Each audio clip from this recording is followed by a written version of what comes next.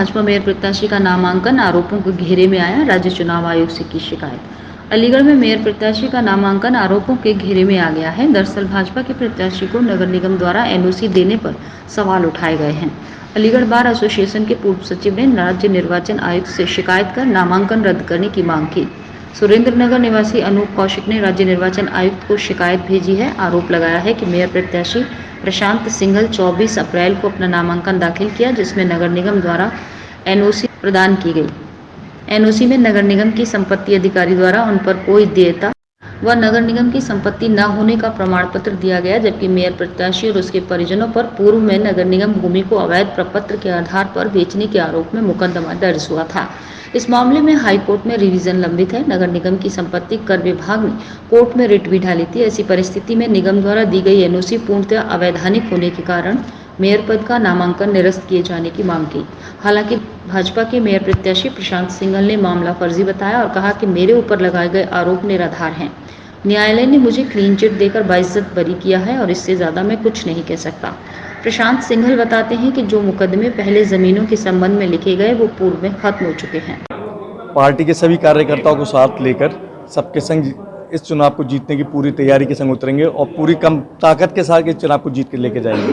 शहर खुदा पड़ा हुआ है, आपकी प्राथमिकता क्या होंगी? काम हो रहा है लेकिन कुछ दिखाई नहीं देता है। भैया धीरे धीरे कुछ सब चीज़ होने में थोड़ा टाइम लगता है। आपने देखा होगा स्मार्ट सिटी पर ऑलरेडी काम बहुत तेज़ी से पूरे शहर में शुरू हो चुका है और आप इस चीज़ को नई युवा सोच के संग, नई ताकत के संग मोदी जी और योगी जी के सपने को पूरा करने के लिए पूरी ताकत के संग इस काम को आगे बढ़ाएंगे। आपकी पहली प्राथमिकता क्या होगी? सबसे पहली प्राथमिकता अलीगढ़ को स्मार्ट सिटी बनाना, अलीगढ़ के शहर को एक हिंदुस्तान में और प्रदेश में बहुत ऊंचाई तक लेके जाना।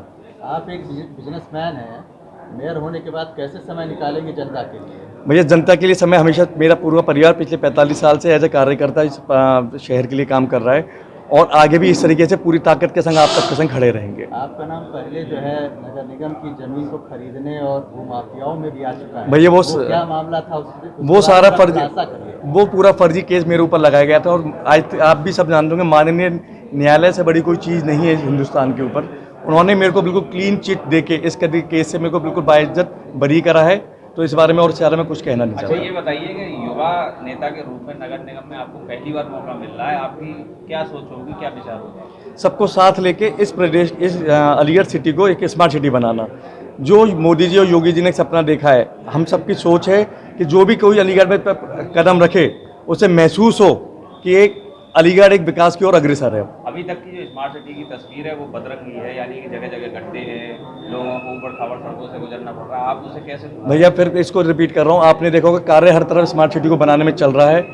थोड़ी पेन सबको होगा, पर इस पेन को आने वाले टाइम में बहुत तेज़ी से मोदी जी और योगी की सरकार ट्रिपल इंजन की सरकार बना के बहुत तेज़ी से इसको आगे लेके जाएंगे। हो रहा है भैया आगे आप मौका मिलेगा इस बार आगे करने का, तो इसको आगे और अपनी ट्रिपल इंजन की सरकार के साथ इसको और तेजी से आगे बढ़ाएंगे। पार्टी कार्यकर्ताओं का आपको पूरा सपोर्ट, सहयोग? पूरी सपोर्ट रहेगी। हम सब एक होकर बहुत मजबूताई से चुनाव को जीत के लेके जाएंगे। सपा और बसपा ने मुस्लिम कैंडिडेट ला रहे हैं। मामला ये है कि अलीगढ़ में गुलर रोड पर नगर निगम का एक बहुत बड़ा भूखंड था जो नगर निगम के नाम दर्ज है, 29 बीघा 16 बिस्वा, और उसमें 1958 में शासन द्वारा वो नगर निगम को हैंडओवर किया गया था यहाँ स्लेज फार्म के लिए।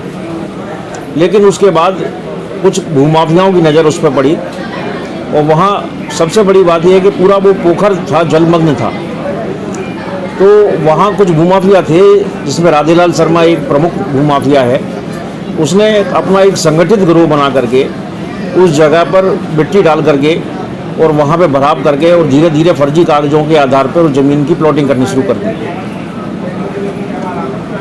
और करोड़ों रुपए उस प्लॉटिंग में उन्होंने लोगों से लिए। इसी क्रम में जब हम लगातार लगे रहे जनहित के मामले में, नगर निगम भी उसमें दोषी रहा, रजिस्ट्री विभाग भी दोषी रहा और नगर निगम रजिस्ट्री विभाग को लिखता रहा समय समय पर कि साहब ये जगह हमारी है, इसमें किसी तरह की बेनामी ना किए जाएं, लेकिन वो बेनामी चलते रहे, उन पर कोई आपत्ति भी नहीं हुई।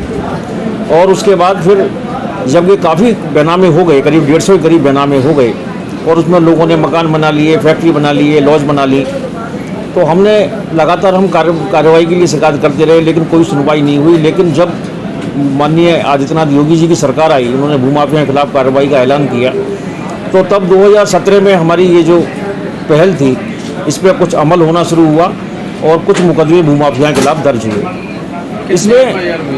इसमें करीब 15-16 FIR हुई थी और तकरीबन 150 बैनामे थे इनके। जी, इसमें एक राजेलाल शर्मा थे जो प्रमुख इसके सूत्रधार थे, एक दीपेंद्र सिंह हैं, शमशाद हैं, शरीफ हैं, एक प्रशांत सिंगल हैं, एक निशांत सिंगल हैं, उनके पिता हैं रमेश चंद्र सिंगल, एक एक्सपोर्टर हैं सुशील चौधरी हैं, शशि गर्ग हैं और कई लोग ऐसे थे। अब उसके बाद सबसे बड़ी अहम बात इसमें ये थी कि जितने भी मुकदमे नगर निगम ने दर्ज किए थे उनमें सभी में कोर्ट में चार्जशीट आई।